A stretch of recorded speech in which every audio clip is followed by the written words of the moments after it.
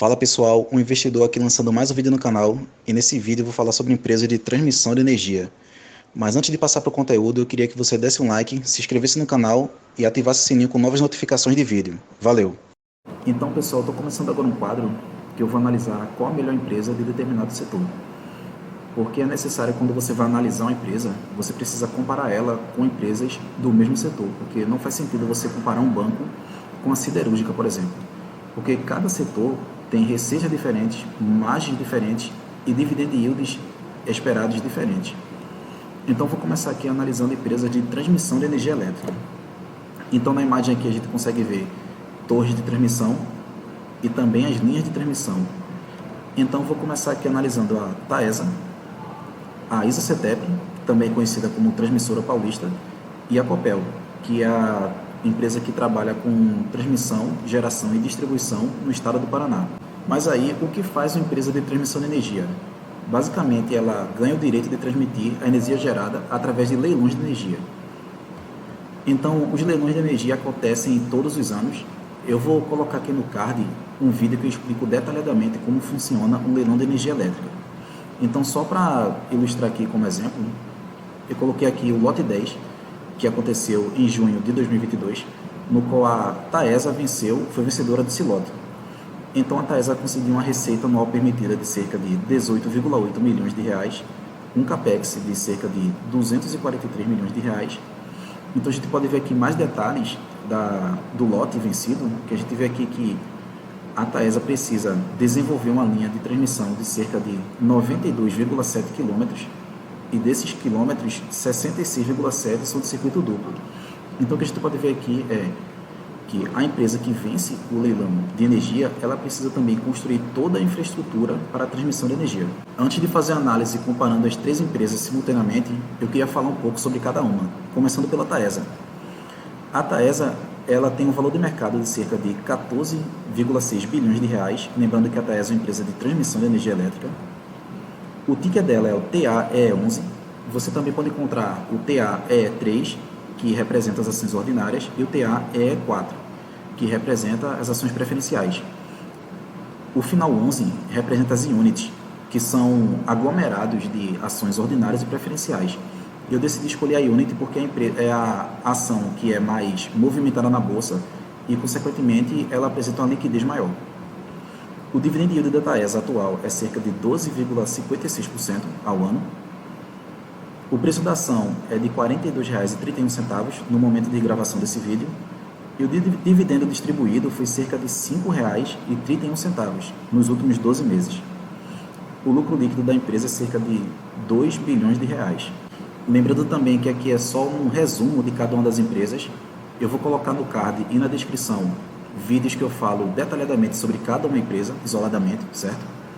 E passando agora para a Isacetep, também conhecida como Transmissora Paulista, o ticker dela é o TRPL4, o valor do mercado é cerca de 17,7 bilhões de reais, o dividend yield é de 6,25% nos últimos 12 meses, o preço da ação negociado é cerca de R$ 23,66 no momento de gravação desse vídeo.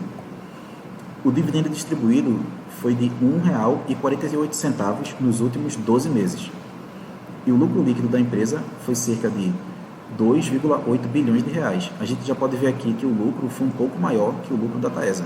E por fim, a Copel, que tem o ticker CPLE6. A Copel tem outros tickers que você pode adquirir, só que eu usei o CPLE6 porque é um tipo de ação preferencial no qual a ação distribui um dividendo maior. Então, por consequência, é o ticker mais negociado da Copel na Bolsa de Valores. O valor do mercado da Copel é cerca de 19,1 bilhões de reais, ou seja, a empresa mais valiosa entre as três. O dividend yield é cerca de 16,57%, também é o maior entre as três. O preço da ação é de R$ 7,04 no momento de gravação desse vídeo. O dividendo distribuído por ação é de R$ 1,16 nos últimos 12 meses. E o lucro líquido da Copel foi cerca de quase 3,4 bilhões de reais. E finalmente, passando para a comparação das empresas propriamente ditas, eu usei aqui indicadores da carteira de renda passiva. Caso você não saiba o que é, eu vou colocar na descrição do vídeo e também no card um vídeo que eu explico quais são os indicadores que você precisa analisar quando você vai encontrar empresas que são boas pagadoras de dividendos. Então, começando aqui pelo Dividend Yield, o Dividend Yield da Copel foi o maior de todos, com cerca de 16,5% nos últimos 12 meses.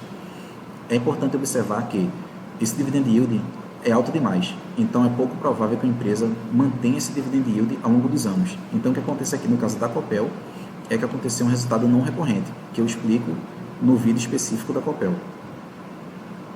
O preço-lucro melhor de todos foi da Transmissão Paulista, com cerca de 5,55. O preço sobre o valor patrimonial foi o da Copel, que é a única empresa que está sendo negociada abaixo do seu valor de patrimônio, com cerca de 94%.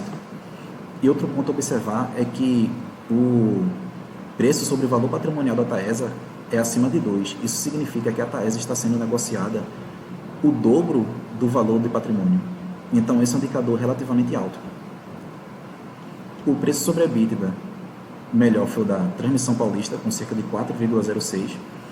E se a gente for parar para ver, não existe esse indicador para a Copel. Por quê? Porque a Copel ela teve um resultado financeiro muito ruim e acarretou em prejuízo para a empresa. No vídeo que eu falo sobre a Copel, eu explico melhor o que aconteceu com a empresa e o que ocasionou esse prejuízo. O preço sobre a EBIT, melhor de todos, foi a da Transmissora Paulista, com cerca de 3,55. E a margem bruta é a da Taesa, com cerca de 85,35%.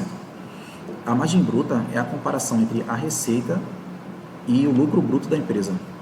É importante levar em consideração também que a Copel apresentou margem bruta muito baixa, comparado com as outras, né? Cerca de 19,93%. Mas por quê? Porque a Copel ela não é uma empresa de transmissão pura. Isso quer dizer o quê? Que ela não trabalha apenas com transmissão. Porque o setor de transmissão de energia é o mais eficiente em relação à energia elétrica. Isso por quê? Porque a margem das empresas de transmissão são muito altas, como a gente pode ver aqui, que a Taesa tem cerca de 85% e a Transmissão Paulista cerca de 69%. Então, o que acontece com a Copel é que ela também trabalha com geração de energia e distribuição. Então, esses dois setores, esses dois segmentos de energia, eles diminuem muito a margem da Copel. E, por fim, a margem líquida, que por a margem bruta ser muito alta, a margem líquida também vai ser. E a melhor margem foi a da Taesa, com cerca de 63,10%. E continuando a comparação das empresas, a gente tem que a dívida líquida sobre a EBITDA, melhor de todos, foi a da Transmissora Paulista, com cerca de 1,79. E lembrando também que, por a Copel ter tido um prejuízo no segundo trimestre, não é possível observar esse valor de dívida líquida sobre a EBITDA. A dívida líquida sobre a EBITDA, melhor de todos, foi a da Transmissora Paulista também, cerca de 1,56. O que é que isso mostra? Isso representa que, com um pouco mais de um ano de EBITDA, a Transmissora Paulista é capaz de se pagar, ou seja, o EBITDA da empresa é tão alto que ela pode pagar a sua própria dívida em cerca de um pouco mais de um ano e meio de operação. Indicadores de rentabilidade, a gente pode ver aqui o ROI, que é cerca de 29,13%, é um ROI bem alto e quem venceu foi a Taesa. O crescimento da receita dos últimos 5 anos, quem venceu também foi a Taesa, com cerca de 20,07%. Isso é um valor bem alto porque representa que a Taesa aumentou a sua operação em cerca de 20% nos últimos 5 anos e mesmo assim não reduziu a quantidade de dividendos distribuídos. Isso é um ponto muito significativo. Um ponto a se observar aqui é que, em compensação, a Transmissora Paulista baixou a sua receita em cerca de 6% nos últimos 5 anos. E, por fim, o crescimento dos lucros, que o melhor foi o da Copel, lembrando que esse lucro foi proveniente de um resultado não recorrente, então não é possível usar esse valor de 30% como sendo esperado todos os anos pela empresa. E, consequentemente, por a receita da Transmissora Paulista ter baixado nos últimos 5 anos, o lucro, consequentemente, baixou também. E passando agora para as considerações finais, lembrando que eu não faço nenhuma recomendação de compra, o que eu estou fazendo é apenas analisando as empresas, né, de acordo com seus pontos fortes e fracos. Então, o que a gente pode ver aqui é que a Copel vem do resultado não recorrente. Porque se a gente for analisar o dividend yield da Copel, o lucro líquido da Copel e o crescimento do lucro, a gente vai ver que esses valores estão muito altos, mas esses valores são provenientes de um resultado extraordinário. O que é que isso quer dizer? Que esse resultado ele não vai se repetir ao longo dos anos. Então é importante observar isso. A Isocetep vai pagar dividendos se mantiver essa operação, porque se a gente for analisar também a Isocetep, a gente vai ver que ela não distribuiu dividendos no ano de 2022. Só que pelo estatuto da empresa, ela tem por obrigação de distribuir dividendos. Então o que acontece é que se ela mantiver a boa operação que está tendo, se ela mantiver essa operação e os lucros, com certeza ela vai distribuir dividendos até o fim do ano. E a Taesa está sendo negociada 2 vezes o seu valor de patrimônio.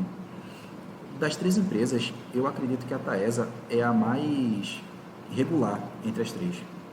Ela continua apresentando lucros crescentes e constantes e também não tem nenhum resultado extraordinário, mas ela continua distribuindo dividendos. Então, por a Taesa ser tão regular e tão interessante em manter a sua operação e dividendos, ela está sendo muito negociada. Então, o valor de negociação da ação da Taesa é 2 vezes o seu valor patrimonial. Então, isso mostra que a empresa está sendo muito negociada e muito desejada pelos investidores.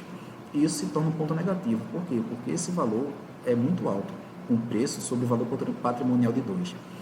Porque se a gente for analisar as outras 2 empresas, elas estão próximas de 1. Então, esse também é um ponto a analisar quando você for decidir se vai ou não comprar a Taesa. Então é isso, pessoal, mais um vídeo chegando ao fim. Caso você tenha gostado, comenta lá embaixo. Caso você tenha alguma crítica construtiva ou alguma dúvida, também pergunta lá que eu vou te responder. E antes de sair do vídeo, eu queria que você desse um like, se inscrevesse no canal e ativasse o sininho para receber notificações de novos vídeos. Valeu!